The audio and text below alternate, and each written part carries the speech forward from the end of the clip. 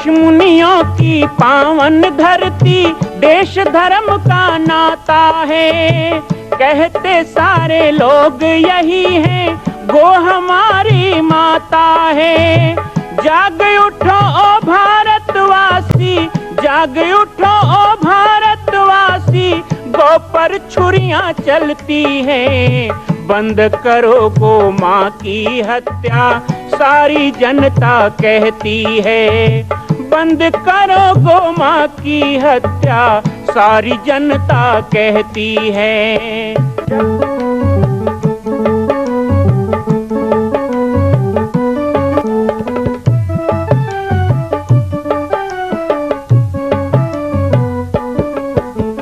जगह जगह पर बूचड़ खाना, लाखों गौएं कटती हैं।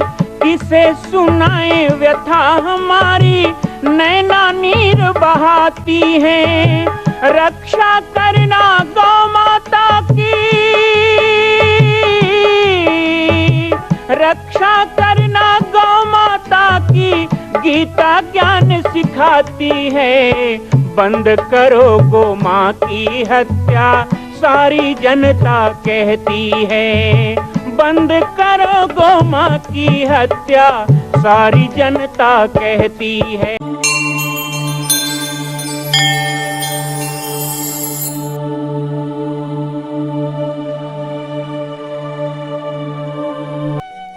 जय सिया राम, जय गो माता, जय गोपाल। स्वागत है बाबा जी की पाती कार्यक्रम में आप सभी का। बचपन की यादें कार्यक्रम में सने सने हमने आप सभी को उन 1 महीनों के बारे में बातचीत की, जो 1 महीना पूरी तरह से मैं गुरुदेव के आसपास, गुरुदेव के शरण में और गुरुदेव से शिक्षा लेते हुए बिता रहा था। इसी बीच में पहली बार जन्मभूमि से हमें एक पत्र प्राप्त हुआ। वैसे भी बचपन की यादें कार्यक्रम मैं अपने लौकिक जीवन के बारे में बताना चाहता था आप सभी को। वो मैंने आपको बताया भी कि किस तरह बचपन में शिक्षा दीक्षा, बचपन के मित्र, बचपन की घटनाएं। लेकिन अब लौकिक जीवन के साथ साथ साधु सन्यासी जीवन के भी बचपन की बातें मैंने बताना शुरू किया है। लेकिन इसमें जन्मभूमि से संबंधित बातें यदि मैं करता हूँ तो शायद कोई ये सोचें कि एक संत हैं और कैसे अपने बार बार माता पिता का यहाँ जिक्र कर रहे हैं, बार बार कैसे अपने जन्मभूमि के बारे में बता रहे हैं। तो बचपन की यादें कार्यक्रम आध्यात्मिक होने के साथ साथ एक व्यवहारिक कार्यक्रम भी है। इस कार्यक्रम को बाबा जी की पाती में प्रसारित करने का उद्देश्य मैं आध्यात्मिक चर्चा नहीं, बल्कि एक जीवन जब संत जीवन की ओर बढ़ता है, जब उसे संत जीवन के रूप में ढाला जाता है, तो क्या क्या उसमें उतार चढ़ाव आते हैं, कैसी मनोदशा होती है, ये सब बातें रखने के लिए इसको हम कर रहे हैं। बाबा जी की पाती में आप लगातार 1 वर्ष से देख रहे हैं कि हमने बहुत सारे समसामयिक विषय भी उठाए, बहुत सी आध्यात्मिक चर्चाएं भी की, आप सबकी जिज्ञासाओं पर प्रश्न भी किए। राम कथा, गौ कथा, भागवत कथा, पुरुषोत्तम मास की कथा, शिव चरित्र और जो भी विषय आप लोगों ने लिया। अभी भी हमारे पास संतोष श्रीवास जी पोलमी और रामफल जी बकेला धाम, भिलाई से मैया, और इसी तरह रोहित जंघेल जी और हमारे पाठक परदेसी जी के तो अभी कई प्रश्न रखे हुए हैं। जैसे ही बचपन की यादें कार्यक्रम पूर्ण होगा, और ये पूर्ण कब होगा ये तो मुझे नहीं पता, लेकिन आप लोग जब कहेंगे कि बचपन की यादें कार्यक्रम अब हमने सुन लिया है, आगे दूसरी चर्चा सुने, तो हम जरूर उन विषयों को लेंगे।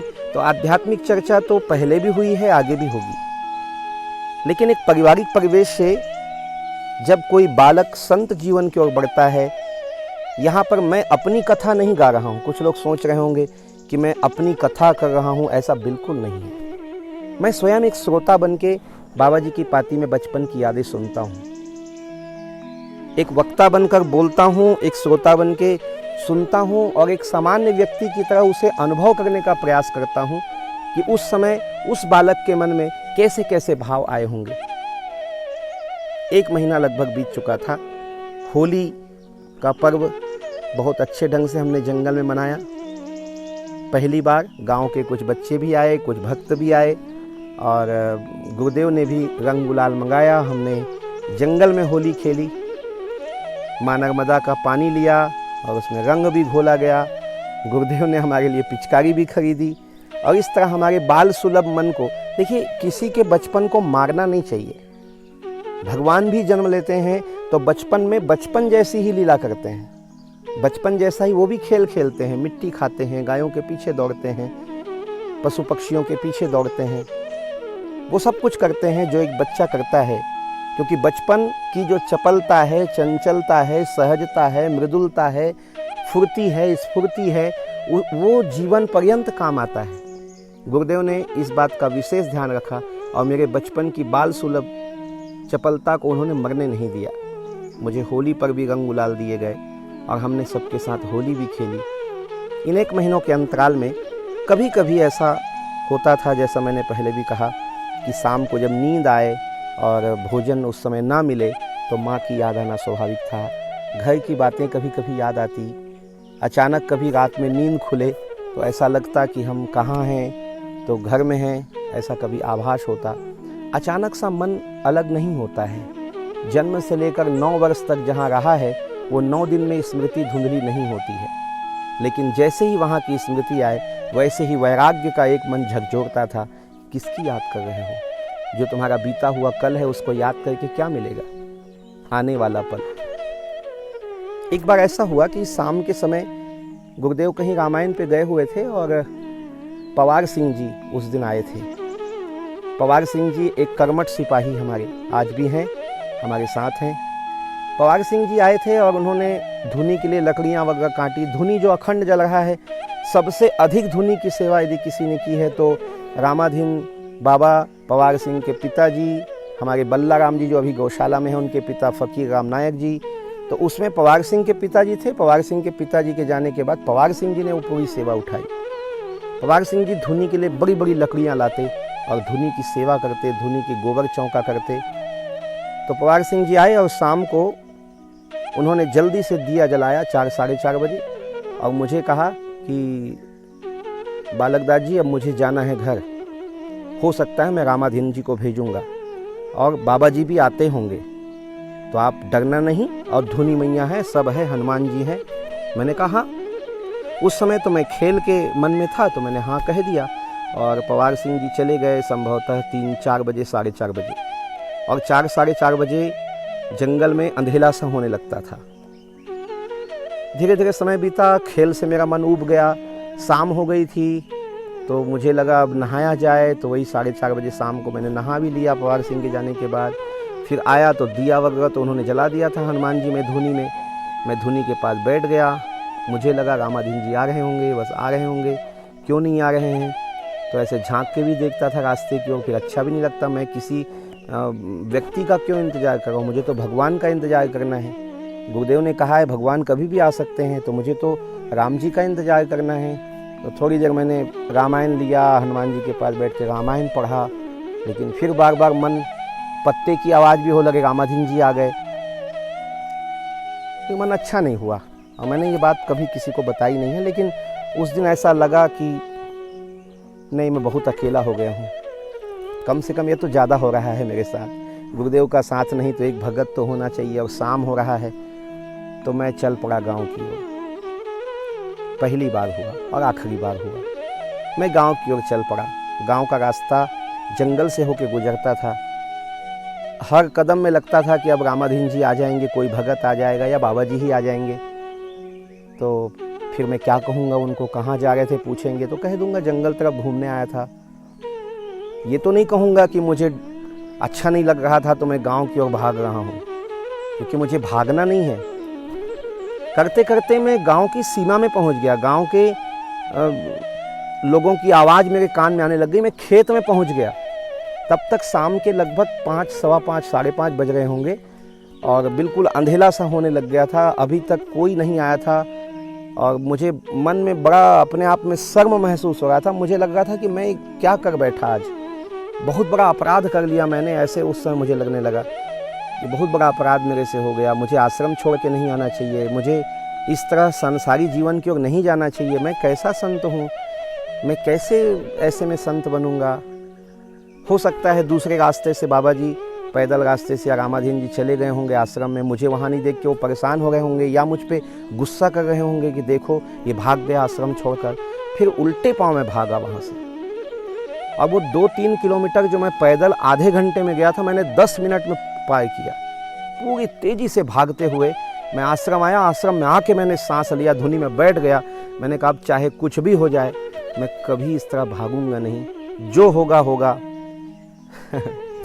होनी तो हो के रहे, अनहोनी ना होए, तुलसी भरोसे राम के निर्भय हो के सोए। और उस दिन सही में कोई नहीं आया।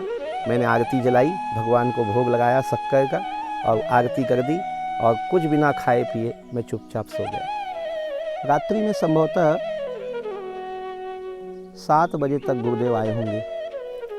गुरुदेव को भी बड़ी चिंता हो जाती थी। जैसे शाम को, पहले गुरुदेव का ऐसा होता था कि वो कहीं आते आते शाम हो जाए तो भंडारी टोला में रामाधीन जी के यहाँ बैठते, थोड़ा बैठ के वहाँ लोगों से मिलते जुलते। यानी ऐसा नहीं लगता था कि रात हो गया है।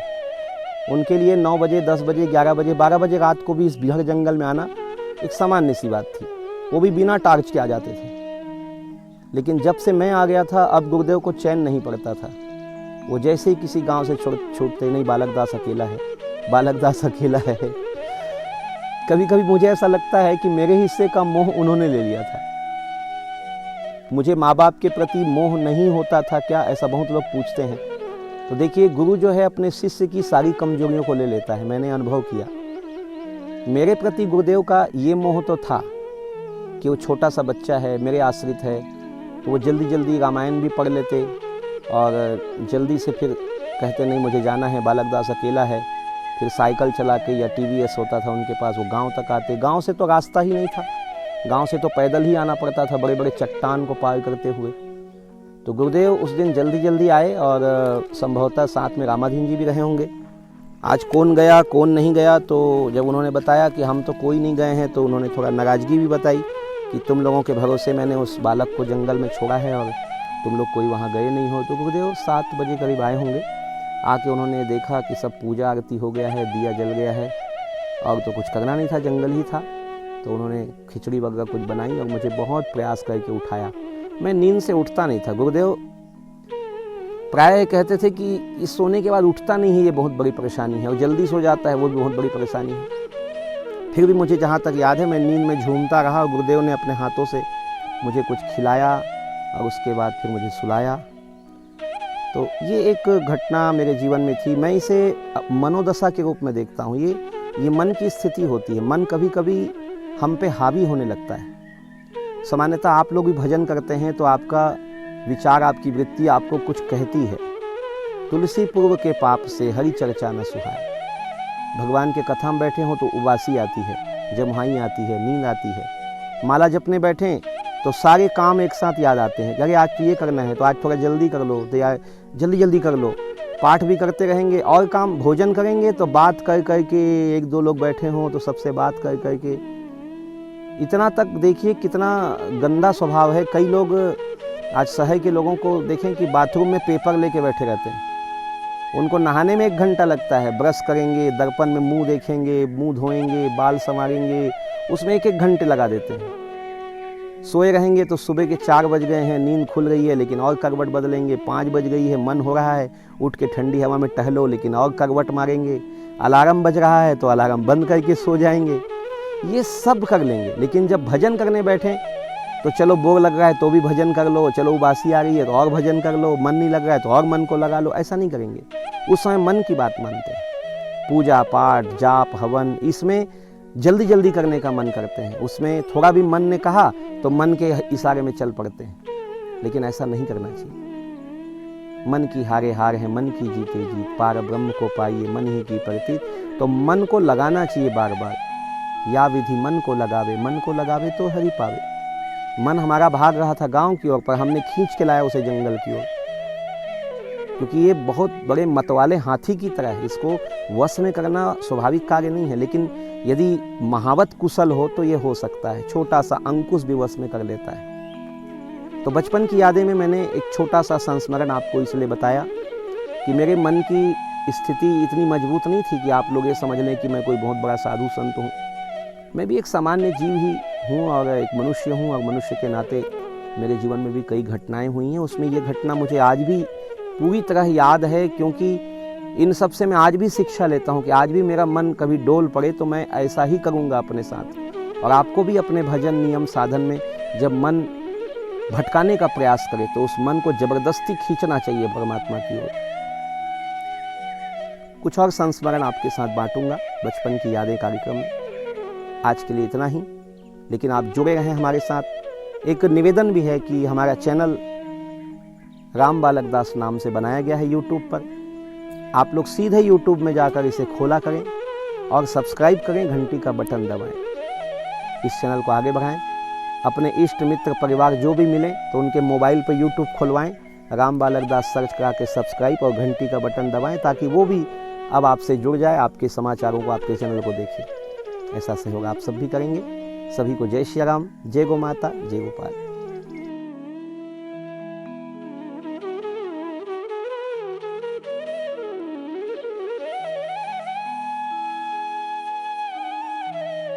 मां कौशल्या की पावन जन्मभूमि छत्तीसगढ़ प्रांत में बालोद जिला में स्थित है श्री सर्वसिद्ध शक्तिपीठ जामड़ी पाटेश्वर धाम। परम पूज्य सद्गुरुदेव राजयोगी बाबा जी की तपस्थली श्री पाटेश्वर धाम और विश्व के अद्वितीय मां कौशल्या जन्मभूमि मंदिर निर्माण का दर्शन करने और इसी प्रकार समसामयिक विषयों पर अपना ज्ञान वर्धन करने के लिए और 10,000 गायों के लिए बनने वाले श्री हनुमान नंदीशाला गो अभ्यारण्य का समाचार प्राप्त करने के लिए आप सभी देखते रहें YouTube चैनल पर राम बालक दास, और हमारे चैनल को आप सभी सब्सक्राइब करें, घंटी का बटन दबाएं ताकि आप सूचनाओं से जुड़े रह सकें। जय श्री राम, जय गो माता, जय गोपाल।